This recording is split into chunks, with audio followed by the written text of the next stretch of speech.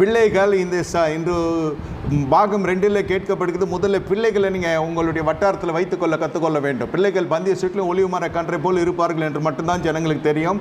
அதுக்கு நிபந்தனைக்கும் நிர்பந்தத்துக்கு உட்பட்ட வசனம் கீழ்ப்படிய வேண்டிய கட்டளை என்னதென்றால், கர்த்தருக்கு பயப்படுற மனுஷனி விதமாய் ஆசீர்வதிக்கப்படுவான். அது பொதுவாக எழுதப்பட்டிருக்கிறது என்று எடுத்துக்கொள்ளக்கூடாது. இந்த பாவத்தை நீ மேற்கொண்டா பிள்ளைகள் காக்கப்படுவாங்க. இதுக்கும் வேத அத்தாட்சியோடு சொல்லுகிறேன்.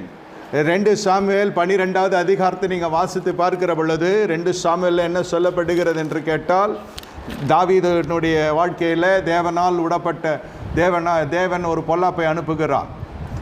கர்த்தர் சொல்லுகிறது என்னவென்றால், நான் உன் வீட்டில் பொல்லாப்பை உண்மையில் எழும்ப பண்ணி உன் கண்கள் பார்க்க உன் ஸ்திரீகளை எடுத்து உனக்கு அடுத்தவனுக்கு கொடுப்பேன். அவன் இந்த சூரிய வெளிச்சத்தில் உன் ஸ்திரீகளோடு சயனிப்பான். நீ ஒளிப்பிடத்தில் அதை செய்தால் நானும் இந்த கார்த்திகை சிலர் முன்பாக சூரியனுக்கு முன்பாக சேவிப்பேன் என்றான். இந்த காலை வேளையிலே வந்திருக்கிற தேவனுடைய அடியார்கள் உங்கள் பிள்ளைகளை குறித்து உடன்படிக்கை